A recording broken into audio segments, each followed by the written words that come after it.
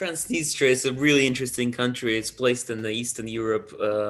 It used to be part of Moldova when it was USSR, and now it's unrecognized, a small country. It's like a small strip of land. They are not communist country, but they still have symbol on their flag.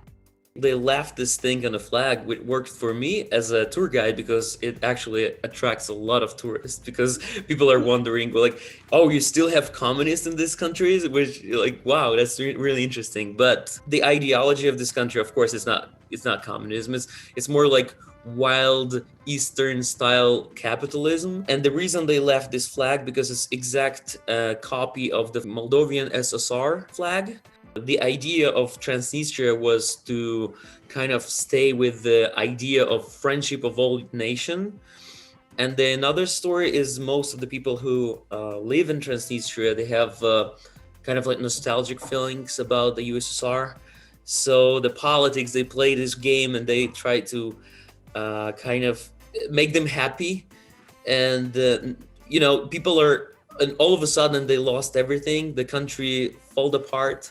So at least they kind of create the feeling that it's not that bad. It's not like big changes. So they left the flag. Actually, there was a war, right, with Moldova. It's like historically, it was 1990. They created Transnistria. After 2 years, the war began. And that was a short war. It wasn't a big war like they had in Yugoslavia, for example. That wasn't like this. That was like a short war. It's about like 6 months. And then Russian army came in and they kind of helped to separate the sides of the war. And they put the army and what's called Russian peacekeepers at the border. So we have everywhere, as you go to Moldova, on the main roads, we have these soldiers still. Every day they standing there to kind of like to show for other people that they controlling this land. And they will never let this war happen again. There's been about 30 years of peacekeeping operations. As they say, it's a Russian army, but what actually other media doesn't say, it's actually Transnistrian people with Russian passports, because lots of people in Transnistria, they have Russian passports. As we have a Russian consulate in Tiraspol center. Tiraspol is the capital of Transnistria, and it's so easy actually to get Russian passport there. But also Transnistria has its own anthem, its own flag, its own government, its own capital. Tiraspol is their capital. Yeah, and their own currency. It's actually a country. It's just not recognized internationally. And me as a local person, before I started working with tourists, for me was like, why are you coming here? It's not interesting. But it's actually, when you look at it as from perspective of a Western person, you'll be amazed how unique it is, the way how it's not recognized, but how it functions as a separate country, right? As you said, we have passports, currency, and even constitution, and even the internet. It's not the same as in Moldova, so we function as a separate country. Why do you think that it's still one of those countries pending? If you're asking me personally, the answer is it works for people in Transnistria, for the government in Transnistria, because they can do their, business. So they can kind of give excuse to people why we don't actually develop economically. So this is really interesting how they keep people separate, and we have water there everywhere, and it's so easy to control. So not actually the government, they don't want to be recognized. The government, they kind of want to be part of Russia. Some people want to be part of Russia as well because they ethnically feel like they're Russians, not Moldovians, which is partly true because historically a Transnistrian part was some of the cities of Transnistria, they were part of Russian Empire. So they don't feel like, they don't know Moldovan language as people speak in Moldova, right? But some people, they believe in the political games or the game of like ideologies, who wants to be with Russia, who wants to be with Europe. I don't really believe in this. I think the oligarchs in Moldova or oligarchs in Transnistria, they're good. They have good connection between each other, and they actually trade between each other. But people, simple people, they keep simple people separate. I would like to mention that In 2006, if I'm not mistaken, there was a referendum and people voted yes for the independence. Is there any idea after independence? Do they want to be part of Russia? You think they want to be independent, like totally independent? Well, people travel to Moldova or travel to Ukraine, and as it's interesting because people see what's the situation, what's the economical situation now in Moldova, and Moldova doesn't really give a good example of being as an independent country, because Moldova is the poorest country in Europe at the moment. So people don't see the future with Moldova as well. If Moldova would give us a really good example as being like pro-European and developing country, so people might think about how can we join them. But it's interesting because Transnistria is more Slavic, Moldavia is more Romanian culture. And there's like a small cultural difference. You know, as you ethnically, you don't want to be part of other culture, right? It's you can't say a person who's been speaking Russian language for entire life to start speaking another language. So that's how the conflict actually was created. If Transnistria would get the independence, which I don't really think anything would change at all in people's life or people's salary or economical situation in the country, I think, yeah, people would want to be part of Russia in the future. Maybe nowadays it's less true because of the situation in Russia and political problems in there, and like less freedom as well. There's another thing about Russia and why people think Russia is a good future for them. It's gas. People in Transnistria, they almost not pay for the gas. I heard that Russia also pays for their pensions. It's true, it's true. Lots of older people stay in, and I think older people, they still believe in the television propaganda, and they would be happy to be part of Russia, to feel power of big country. So is there any future for young people there? Because you were mentioning when they are living, and actually you left. As you know, I'm in Warsaw in Poland. That's because I didn't see my future in Transnistria at all. Completely different city, by the way. Yes. Yes. But as you mentioned before, I'm a tour guide and YouTuber, and Polish people was so surprised about they didn't know about the country exists. They're close to Transnistria comparing to Western people, but they were surprised because they didn't know about it. And yeah, I started to show them on YouTube my country, and it kind of attract more and more people to visit Transnistria. They actually now trying to develop tourism, and the new president of Transnistria, he cares about how other countries would think about us. So they kind of like this stop corruption in the border. They would ask tourists for bribes, but it's not the case anymore. So feel free, you will be safe in Transnistria if you ever want to visit. So it's a safe country, it's a cheap country, I believe. Why really are cheap. People living? Why are young people living? Well, they see their future in the real countries, right? Because it's still not the real country, right? You go to university, you get a diploma, it's not recognized anywhere in the world, right? So that's the problem. You get your driver license, and you can still drive your car only inside of Transnistria. Moldova recognize our driver license, but they don't recognize our passports. The countries are there in the Eastern Europe are in a really messy situation. That's why young people, they don't see the future there, because they don't understand the logic behind the government. So for young people to get a recognized education or a recognized certificate, do they have to go to study to Moldova maybe, and they don't understand the language, I guess? Moldova is the country where they speak both languages. They speak Russian, and you can survive just by knowing Russian in Chisinau. But the official language of Moldova is Romanian, and Moldova is still kind of a field of this language war, I would say, between like people who knows only Russian and people who wants to Moldova just speak entirely Romanian and just don't want any Russian in there. But talking about the percent, I think it's kind of like 50-50, and lots of people know Russian, and Russian is still a really popular language in Chisinau. which is the capital of Moldova. So you can get the diploma in Transnistria, but then you have to go to Chisinau. You have to pass some additional exams. So it's a lot of bureaucracy to get your diploma kind of like legalized, as they say.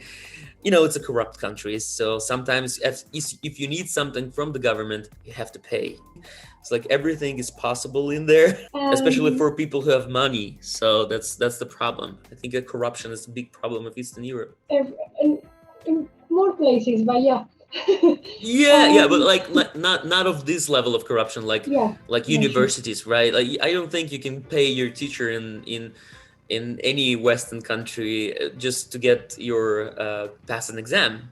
Yeah. But it's possible in Eastern Europe. So. Yeah. Because you mentioned that maybe the standard living is a little bit low, but it's lower in Moldova.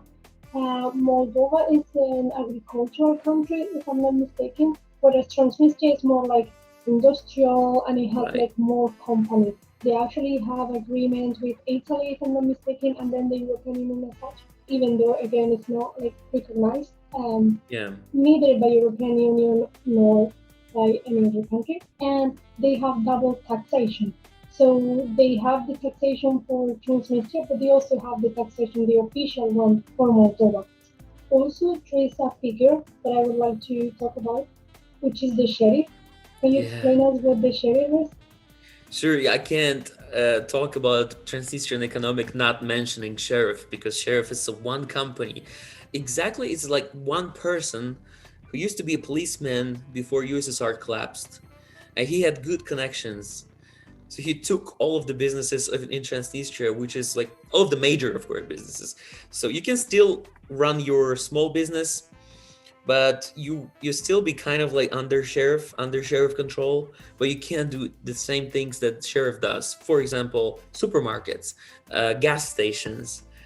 And the sheriff sounds really American and cool in the Soviet country, which is not really connected. First, what people see when they come into Transnistria is sheriff everywhere. So they own pretty much everything in Transnistria, every big major business. As you said before, you have to pay double taxes in Transnistria and in Moldova to import your product. I don't think sheriff does this because he's got his good connections from old police people, let's say. He's one of the richest person, I think, in Eastern Europe at the moment. But you can't find him online. You can't find any interview. He keeps low profile. Have you tried to interview him? No, it's not possible. Nobody knows where he is, which is really interesting. He might be somewhere in Spain right now at the moment. Yeah, there's a lot of Russian oligarchs who's got good properties in Europe, in European Union. This person or this company had like good relations with the government, and that's why. Sheriff now has his own person as a president of Transnistria. It used to be policeman as well, so it's his old friend from his work. So it's so monopolized. It created a big gap of rich people and really poor people. And you can see it always. If you go to a village, Tiraspol it's a nice, clean city. But if you go to the village, right besides Tiraspol, let's say 15 minutes on the bus, and you can see the contrast. You can see like old houses. And then all of a sudden, you can see a big gate, like really tall brick wall, and you can see a really nice house. So there's some of the sheriffs, let's say, people, or some of the richest people, and it can be like just right next to each other. That's why some of the people, they choose to leave the country and go somewhere to Europe, because here you can see like people are more in the middle class position. Of course, there's like really rich people, but most of the people, they live as a middle class comparing to our countries.